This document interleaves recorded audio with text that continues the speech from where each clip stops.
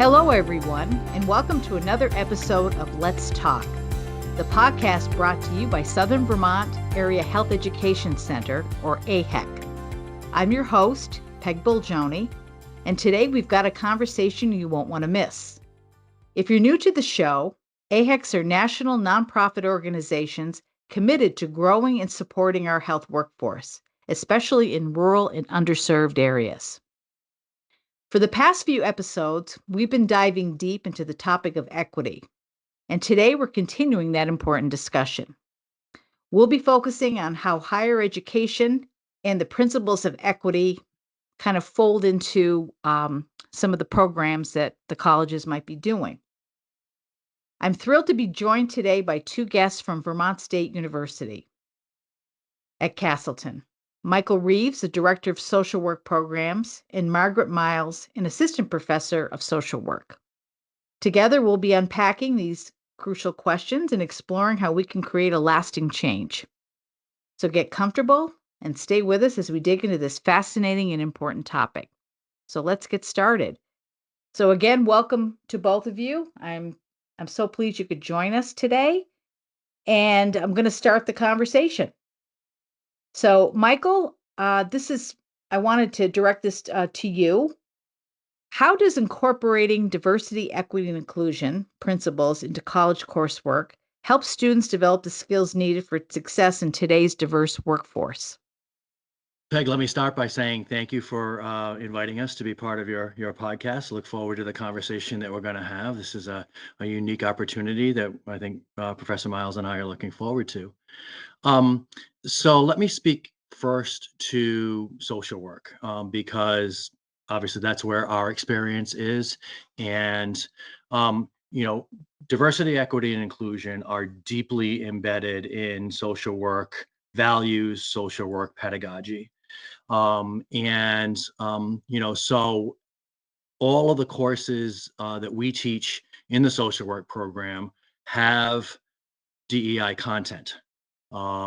The courses have it embedded. The program has it embedded. The university has it embedded as well, and has made a commitment to the principles of what we call DEI-SJ, social justice, to be added to the end of it.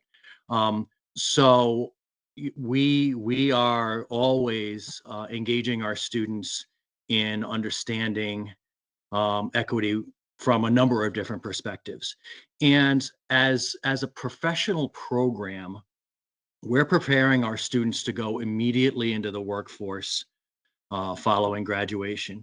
Students that take our program graduate with a bachelor's of social work, and that is a nationally recognized and nationally accredited degree.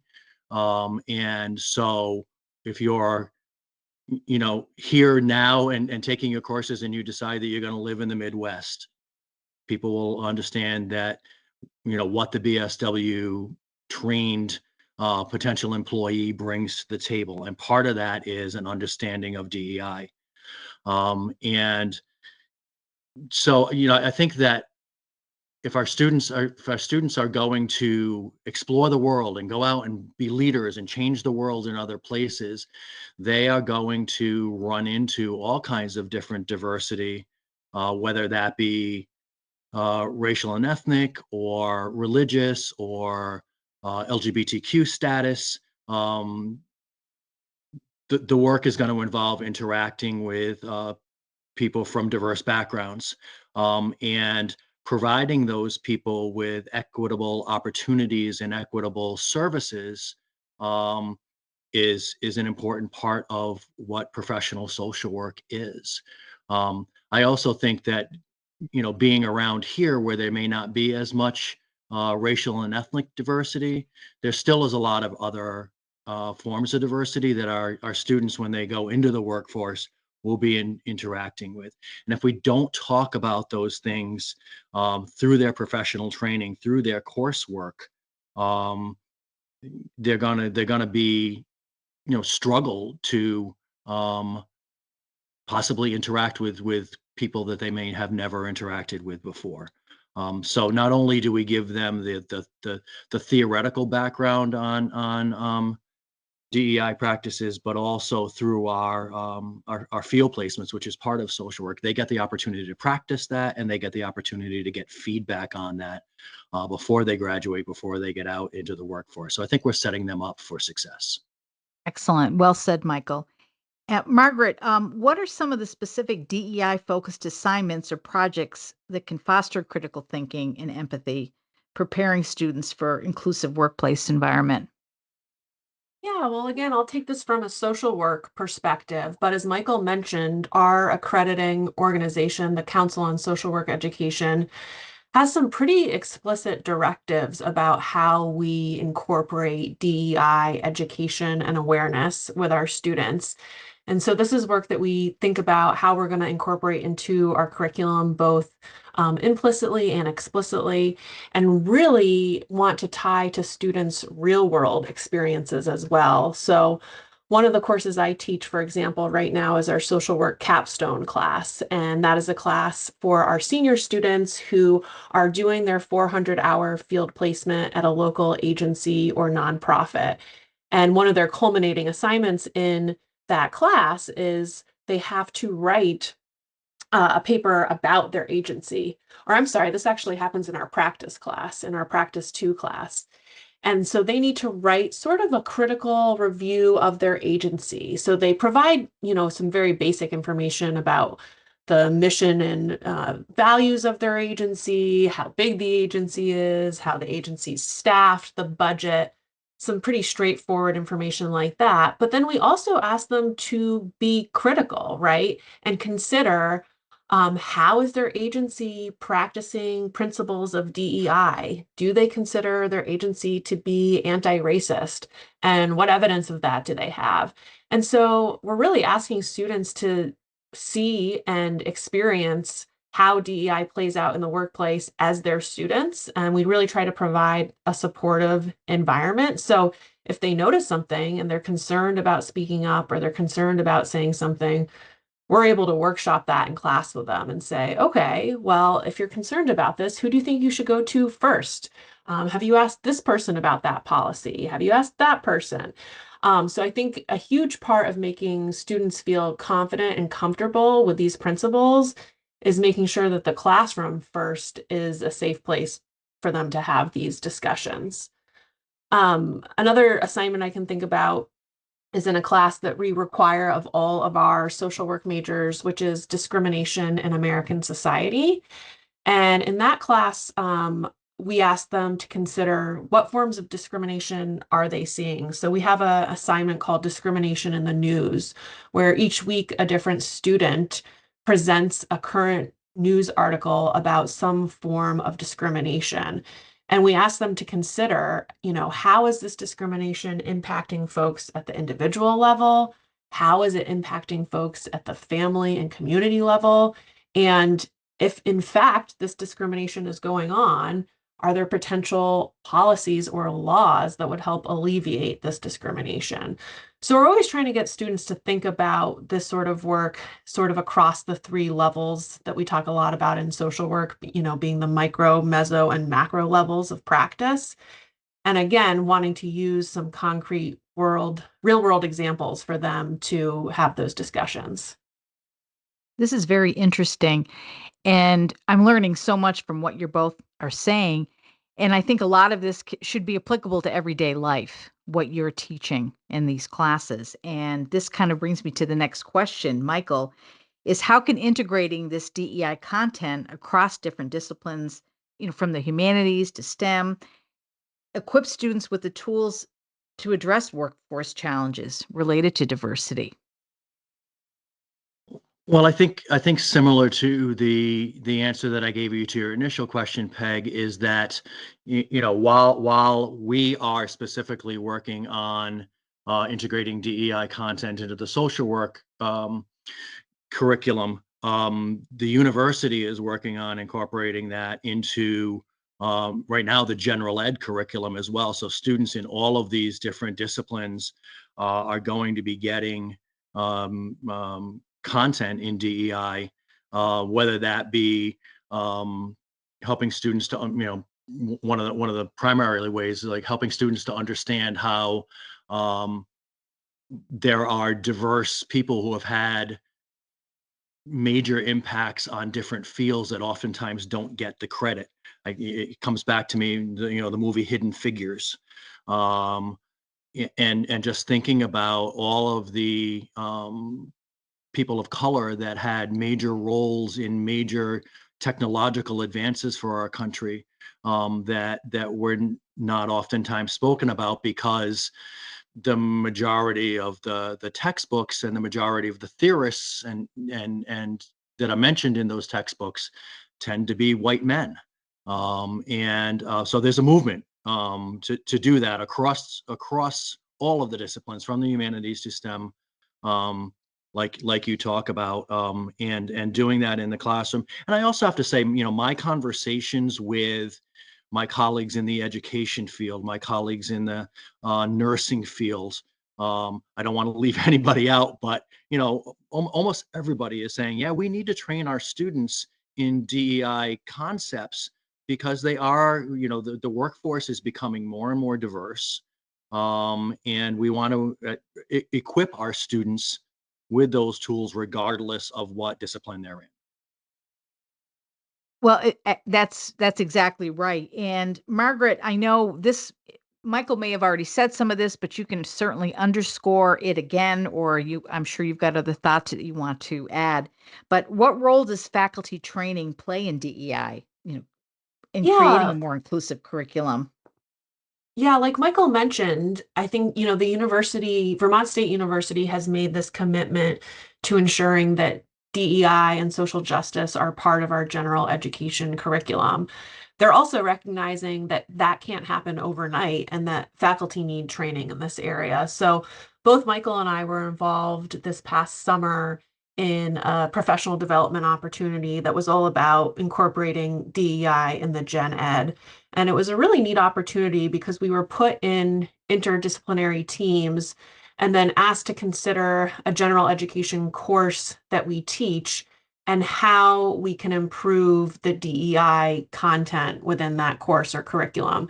And I think what I appreciated about that opportunity was actually working with people who were in a completely different discipline. I happened to work with someone who was within our communications department. So, not necessarily a discipline where right away you think of, oh, yeah, they must be on the forefront of DEI. But I have to give my colleague a lot of props because she certainly is. And she's been thinking about ways in which it's important to incorporate those principles into her communication classes. So I think, training is really important. It's also really important, and I think to model, principles of cultural humility. So, being comfortable saying what you don't know and not feeling like you need to be an expert on all topics for your student, but be willing to investigate and discover with them. Cultural humility is a principle that's a little bit different than the traditional concept of cultural competence. Cultural competence is more this idea of, maybe you learn about a culture by reading a chapter in a book or going to a workshop, and that helps increase your understanding, which is wonderful. But cultural humility goes sort of a step further, and it's more about this lifelong commitment to self-evaluation and self-critique, where individuals don't only learn about somebody else's culture, but you're also examining your own beliefs, standpoints, identities, and thinking about that, how that impacts your interaction with other people around you.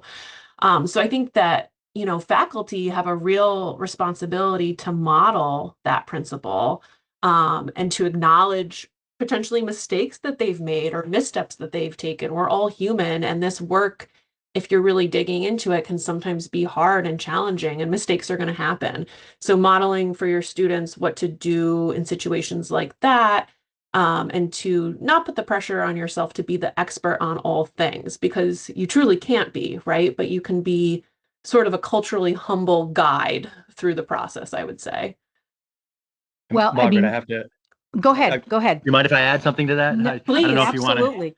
Okay, I was just going to say that, again, coming from the social work profession, we are moving away from the term cultural competence towards cultural humility, because as Margaret said, it's that commitment to lifelong learning, but it's also, cultural competence can be a challenging kind of like, oh my, I have to become competent, and it's there's lots of different cultures, there's lots of different diversity out there that we want our students to feel comfortable with, as Margaret was saying, not always knowing, and going into an interaction with a client, whether that be an individual, a family, an agency, a community, from the perspective of, I'm here to learn about your culture.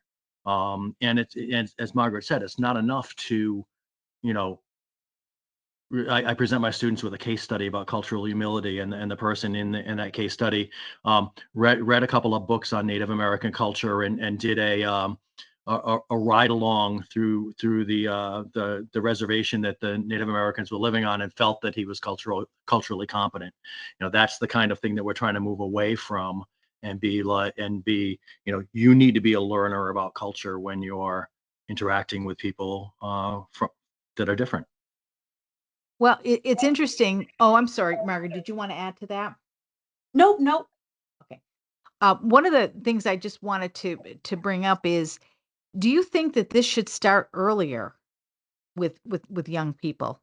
The whole concept of diversity, equity, because I don't know. I mean, I know that it's more intentional in colleges, but I don't know if it's happening you know, before that. Do you know that, or what are your thoughts? I think personally, this is me speaking. Mhm.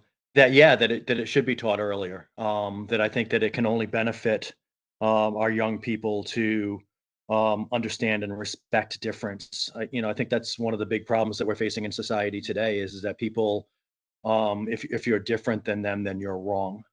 And we can't have a successful society based on those concepts. So, especially in areas of the country where there's not that much diversity. Um, Sometimes, in school, it can be the only place where they get some exposure to that. And then, so say a student finishes high school and goes to college in a much more diverse area, rather than it being such a shock with the type of diversity they may see, they've learned about it a little bit. And I think, I I think that would make them better college students, and eventually better um, employees in the workforce. Yeah, one thing Margaret? I would add is that I teach our incoming first year students, and I've noticed a huge range of students' comfort with this topic. So I think, based on my very small sample size of incoming first years that we work with, it's pretty clear to me that, even students within Vermont are getting wildly different preparation in this area in high school based on where they're going to high school and which teachers they have, et cetera. So, I think that's a challenge when we do welcome these university students, is acknowledging that people really have a pretty wide range of comfort with this as a topic. I think that that can actually work to our advantage. When I think about talking about these things with first year students in particular, and recognizing that there's just such a wide range of comfort, oftentimes it's students who are able to sort of get through to their other students about issues or topics. So I don't think it's necessarily a bad thing, but just anecdotally, I've noticed that there's a wide range of comfort and experience when students do start at the university level. As you talk with your colleagues who work at other institutions, do they? I mean, they obviously are they initiating similar programs, around integrating DEI education into their curriculum? Have they talked about outcomes that they've seen in terms of student preparedness for a diverse and global workforce? Well, Margaret and I both attend national conferences, but for social work. So, um, Hmm. and the social work faculty around the country are as committed to DEI as ever. And as you said, no matter where those schools are, preparing them for a diverse workforce. I think that different schools are facing different challenges depending on what part of the country they're in. Um, and I've been really impressed sitting and listening to the continued commitment and the creative ways to continue to get this content into the curriculum, even given some of the challenges and some of the pushback nationally. Do you think it's a harder sell in Vermont because we we are one of the whitest states in the in the country? No, I actually think it's an easier sell in Vermont. I remember being at a conference and saying, "Thank God I live in Vermont, where I work for a university where this is um, part of who we are.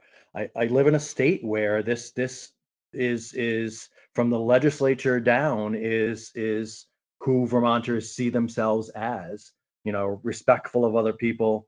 And yeah, so I think it's actually easier being here than it would be in other parts of the country, even in other parts of New England. I think it's an easier sell in Vermont.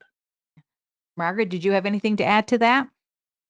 No, I would definitely agree with Michael, and it's really eye-opening when we do go to these national conferences and you hear, professors in Florida, for example, who are concerned that the phrase DEI can't even appear in their syllabus. That's a much different environment than Michael and I are working in, which we're grateful for. Yet at the same time, right, if that's happening in neighboring institutions, I think it's our responsibility as a discipline to make sure that this is happening as much as it can, regardless of sort of receptiveness within your respective state. Well, I know we're getting to the end of our time, but I wanted to make sure that if either of you had any final thoughts to add to the conversation, uh, you're more than welcome to speak up. One Peg, I thing wanted I'd to go like, back. oh, sorry, go ahead, Michael. I wanted to go back to the assignment question that you asked about. Margaret talked about classroom assignments. For social work, the signature pedagogy, the way that we know that we get the content across to our students is in the practicum, out at agencies, out doing this work. Social work has students do 400 hours in their senior year at human services agencies. And so when we're talking, Margaret was talking about the competencies that specifically two of them talk about advancing human rights and social, racial, economic, and environmental justice, and engaging in anti-racism, diversity, equity, and inclusion. Those competencies, along with the other seven that we have 9 total competencies that guide our curriculum, um, are taught in the classroom, taught in the placements, and assessed for how the students are doing with those topics. And so not only we can do the best that we can with having these discussions in the classroom, maybe even doing role plays and doing some really good back and forth discussion, but we're getting our students out there into the work world and then having these discussions about, like, for environmental justice, for instance.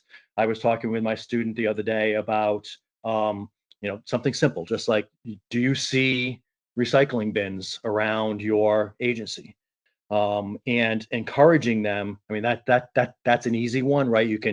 The student might feel a little bit more scared to talk to somebody about, I saw a member of the faculty kind of interact inappropriately with a client. But those are the kinds of things that we're teaching and then having them practice out in the agencies, and then getting feedback from their supervisor, who's a staff person of the agency, and from a member of the faculty on a regular basis. And so again, that feedback is embedded directly into the real life experience and preparation for the workforce that we're giving our students. All right. Margaret, did you want to add something? Well, Michael just kind of set me up beautifully in terms of workforce development. One thing I did want to mention was Vermont State University's trauma certificate, which I think is really connected to this topic of equity that we're discussing today. It's a certificate that's designed for people who will be working in fields like law enforcement, nursing, social work, education. And it's a certificate designed either for our undergraduate students or working professionals. And the curriculum focuses on the structural nature of trauma, ways in which trauma is manifested, and ways to promote self-care for professionals who work with individuals experiencing trauma. So it's a really excellent certificate program that draws from several of our programs that really have made this commitment to DEI and social justice work. So just wanted to let folks know about that as an option. Again, both for, it doesn't just have to be VTSU students, but working professionals who want to have a bit more focus in trauma studies. All right, excellent. I think people's definition of trauma has certainly changed over time. Yes. Well, anything else before we wrap up? I I don't don't believe think so. so. Okay. All right. Well, it's always inspiring to continue these rich discussions about equity, and I'm so grateful to Michael and Margaret for sharing their insights and expertise today. Your contributions are truly invaluable. Looking ahead, I'm excited to let you know that our next episode will center around National AHEC Week, which takes place March 24th through the 28th. And it's a week dedicated to celebrating the work of AHECs across the country. And we've got some exciting things to share with you. As always, you can find this podcast on Spotify, Apple, Google, and Audible. Just search for Southern Vermont Area Health Education Center, and you'll be able to listen wherever you are. Thank you very much for tuning in, and we look forward to having you with us again soon. Until then, take care and keep the conversation going.